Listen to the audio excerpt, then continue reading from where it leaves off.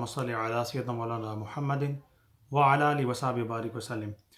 خواتین و حضرات، میں انتہائی ادب کے ساتھ سب کو السلام علیکم ورحمۃ اللہ وبرکاتہ کہتا ہوں، اور دعا گو ہوں اللہ تعالیٰ سب کو حفظ و امان اور سلامتی عطا فرمائے۔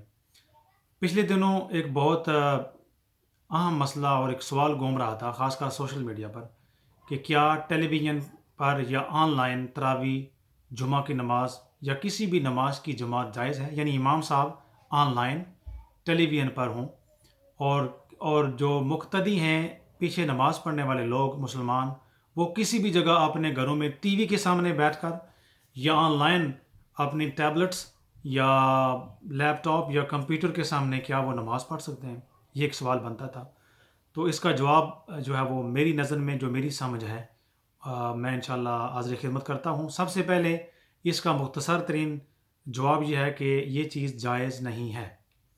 وہ اس لیے کہ جو نماز اور باجماعت نماز کی اور اقتداء کرنے کی جو شرطیں ہیں، یعنی امام ہو اور امام کے پیچھے مقتدی ہوں، صفیں درست ہوں، صفیں درست نہ ہوں تو نماز نہیں ہوتی۔ صفوں کو درست کرنا کتنا فاصلہ ہو، بہت زیادہ اگر فاصلہ ہو تو پھر بھی نماز نہیں ہوتی۔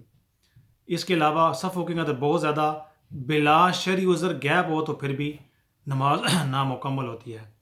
اس کے علاوہ اگر مقتدی امام سے آگے چلا جائے، تھوڑا سا بھی آگے کھڑا ہو اور امام کا مصلی پیچھے اور مقتدی آگے نکل جائے تو پھر بھی نماز نہیں ہوتی۔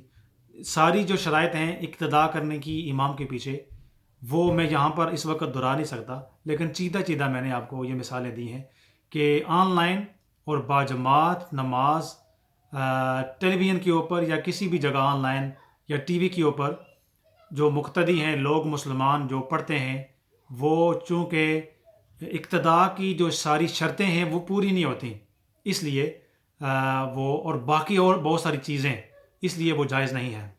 تو میں نے سوچا کہ یہ مسئلہ میں کلیئر کر دوں۔ اس کو اگر ہم عقل کے حوالے سے اگر سوچیں، عقلی دلائل کے ساتھ، اگر ایسا آن لائن یا ٹیلی ویژن کے اوپر جائز ہوتا تو پھر مکہ المکرمہ کعبۃ اللہ، اللہ کا گھر ہے، وہاں سے امام ایک ہی بار امام صاحب وہاں کھڑے ہوتے اور پورے سعودی عربیہ کو بشمول مدینہ المنورہ، پھر مدینہ المنورہ میں دوسرے امام اور دوسری جماعت کی کوئی ضرورت نہ تھی۔ ایک امام مکہ میں اللہ کے گھر میں، سب سے بڑا گھر، اور جہاں پر حدیث پاک میں آتا ہے ایک نماز کا ثواب 1,00,000 نمازوں کا ثواب ہوتا ہے، تو لوگ سارے سعودی عرب میں مکہ المکرمہ کے امام کی پیروی کرتے اور اپنے گھروں کے اندر، حتیٰ کہ مدینہ المنورہ کی مسجد میں، مسجد قباء میں اور باقی تمام مساجد میں، ریاض، جدہ، طائف، پوری سعودی عربیہ اور بشمول عرب کنٹری میں ایک ہی امام، کعبے کے امام کے پیچھے لوگ نماز پڑھ رہے ہوتے۔ آگے چلیں تو پوری دنیا کے لوگ کعبے کے امام کے پیچھے نماز پڑھ سکتے تھے۔ آپ یہ کہہ سکتے ہیں کہ وہاں پر ڈیفرنس آف ٹائم ہے، شاید ایسا نہ ہو، لیکن پھر پاکستان ہے، فیصل مسجد یا بادشاہی مسجد، وہاں پر ایک امام ہوتا، نمازیں پڑھاتے۔ اسی طرح ہر ملک کے اندر ایک ہی امام، ایک مسجد ہوتی، پوری دنیا کے اندر لوگ اس کے پیچھے نمازیں پڑھ رہے ہوتے۔ پھر آگے چلیں تو پھر زیادہ مسجدیں بنانے کی ضرورت نہ تھی، امامت کی ضرورت نہ تھی۔ پھر اور اس سے آگے چلیں، امام بننے کے لیے، تخصص کے لیے، اسپیشلائزیشن کے لیے جو درس حدیث، درس قرآن، درس فقہ، اصول فقہ، یہ ساری چیزیں پڑھنی ہوتی ہیں۔ یہ علوم ہی نہ ہوتے، مدرسے نہ ہوتے، یعنی اسلام کے اندر اسپیشلائزیشن ہی نہ ہوتی۔ دوسری طرف چرچ، یہودیوں کے سیناگاگ، ٹیمپل، سکھوں کے جناب گردوارے، اور یعنی سب کچھ ہوتا۔ اگر نہ ہوتا تو مسلمانوں کے امام نہ ہوتے، اسکالرز نہ ہوتے اور مسجدیں نہ ہوتی۔ تو کامن سینس بھی اس چیز کی اجازت نہیں دیتا۔ اس سے اگر آپ آگے چلیں تو مکہ المکرمہ میں امام صاحب ایک ہی بار فجر کی، ظہر، عصر، مغرب، عشاء، تراویح بشمول جمعہ، عیدیں بشمول جنازے، ایک ہی بار نماز باجماعت ریکارڈ کر دیتے، اور وہی ریکارڈنگ سارا سال چلتی رہتی، اور سارا سال لوگ اسی آواز کے پیچھے جو ہوتی ریکارڈنگ، اسی آواز کے پیچھے لوگ نمازیں پڑھتے رہتے۔ ٹھیک ہے نا؟ تو جنازے بھی پھر اگر اس کو لیں اگر ہم، تو جنازے بھی پاکستان، پوری دنیا کے اندر، مکے میں ایک ہی بار چونکہ ہر نماز کے بعد جنازہ ہوتا ہے، تو اس سے بڑی کیا سعادت ہوتی، برکت ہوتی کہ کعبۃ اللہ میں جنازہ پڑھایا جا رہا ہے، اور پاکستان میں ہم اپنے والدین کے، بزرگوں کے، دوستوں کے اور صاحب ایمان کے جنازے پڑھتے مکے کے امام کے پیچھے۔ تو یہ کامن سینس بھی اس کی اجازت نہیں دیتا۔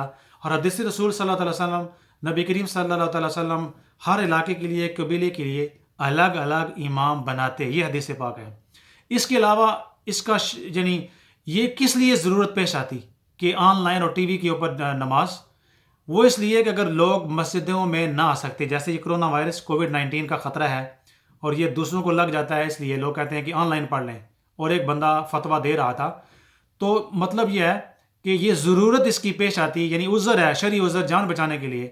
تو میرے خواتین و حضرات، بہنوں اور بھائیوں، شرعی عذر کے طور پر نبی کریم صلی اللہ تعالی وسلم نے خود اجازت فرمائی ہے، اگر جان کو خطرہ ہو، آندھی ہو، طوفان ہو، کیچڑ، بارش، حتیٰ کہ کھانا اگر تیار ہے، سخت بھوک لگی ہے، حتیٰ کہ ایک بندہ کسی مریض کی تیمارداری کرتا ہے، اگر وہ چھوڑ کر جماعت کے لیے جائے گا تو اس مریض کو خطرہ ہے، جان کو خطرہ ہے، یا اس کی بیماری بڑھ سکتی ہے، مریض خوف کا شکار ہو سکتا ہے. تو وہ ان سارے شرعی عذر ہیں. شریعت میں نبی کریم صلی اللہ علیہ وسلم نے آندھی، طوفان، بارش، کیچڑ، جن چیزوں کا میں نے نام لیا، فرمایا کہ جماعت کو چھوڑ دو، مسجد میں نہ جاؤ، گھروں کے اندر نماز پڑھنا اجازت ہے.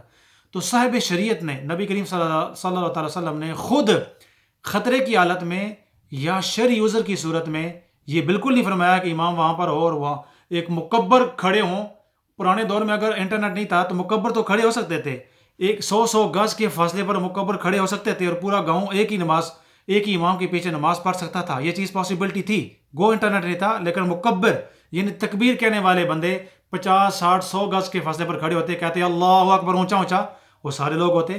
سرکار نے صلی اللہ علیہ وسلم، آپ نے بجائے ان چیزوں کو اپنانے کے، لوگوں کے لیے الدین یسرن، دین بڑا آسان ہے، گھروں کے اندر نماز کی اجازت مرحمت فرمائی کہ گھروں کے اندر نماز کی اجازت ہے. تو شریعت وہ ہوتی ہے جو قرآن اور سنت اور حدیث نبی کریم صلی اللہ علیہ وسلم کا کلام ہو. یہ شریعت نہیں ہے کہ 14ویں صدی کا کوئی بندہ اٹھ کر کوئی عالم، فاضل، مفتی، جو بھی نام کہہ لیں، کوئی ماڈرن بندہ کہہ لے جی آن لائن جماعتیں شروع کر دیں. مسلمان ہم جو ہیں، ہم وی آر باؤنڈ ٹو، یعنی ہمارے لیے شریعت نبی کریم صلی اللہ علیہ وسلم کی ذات اور اللہ پاک کی ذات ہے سب سے پہلے. دوسرے نمبر پر نبی کریم صلی اللہ علیہ وسلم کی ذات ہے. اس کے بعد صحابہ کرام جنہوں نے دین خود دیکھا، قرآن پاک دیکھا، سنت رسول دیکھی. اس کے بعد فقہاء کرام جنہوں نے قرآن، سنت، حدیث اور صحابہ کرام کی زندگیوں کو دیکھ کر، تعلیمات کو دیکھ کر اصول مرتب فرمائے. تو میں یہ سمجھتا ہوں کہ آن لائن جماعتیں، ٹیلی ویژن کے اوپر جماعتیں، یہ فتنہ ہے، اسلام کے خلاف یہ فتنہ ہے، دشمنوں کی یہ سازش ہے، مسلمانوں کو، اسلام کو، مسجدوں کو، اللہ رسول کے دین کو کمزور کرنے کی یہ سازش ہے. ان چیزوں سے بچنا چاہیے. اس لیے میرے نزدیک، میری سمجھ کے مطابق آن لائن یا ٹیلی ویژن کے اوپر جماعت جو ہے وہ جائز نہیں ہے. اگر شرعی عذر ہے، خطرہ ہے، آندھی ہے، طوفان ہے، بارش ہے، یا کرونا وائرس ہے جن جگہوں پر پھیلا ہوا ہے، ماہرین یا ایکسپرٹس یا گورنمنٹ کہتی ہے، وہاں پر نبی کریم صلی اللہ علیہ وسلم نے خود اجازت فرمائی کہ جماعت چھوڑ دیں، گھروں کے اندر نماز ادا کریں، اپنے طور پر نماز کریں. اور دوسرا، ہمیں کس نے منع کیا کہ گھروں کے اندر جماعت نہ کروائیں؟ ہم گھروں کے اندر بھی جماعت کروا سکتے ہیں اپنے خاندان اور برادری کے ساتھ. تو یعنی خاندان ہے، ایک فیملی ہے، یا چند محلے کے لوگ ہیں، گھروں کے اندر کرا سکتے ہیں. تو یہی بس میں نے کہنا تھا. اگر میری باتوں سے اتفاق ہے تو آپ اس کو شیئر کیجئے تاکہ لوگوں کے اندر یہ شعور اور دینی علوم یہ پھیلے، اور اسلام کے خلاف جو سازشیں ہیں، یہ جو خطرے ہیں، جو فتنے پھیلائے جا رہے ہیں، ان کا کلا کما ہو. وما علینا الا البلاغ. جزاک اللہ خیر.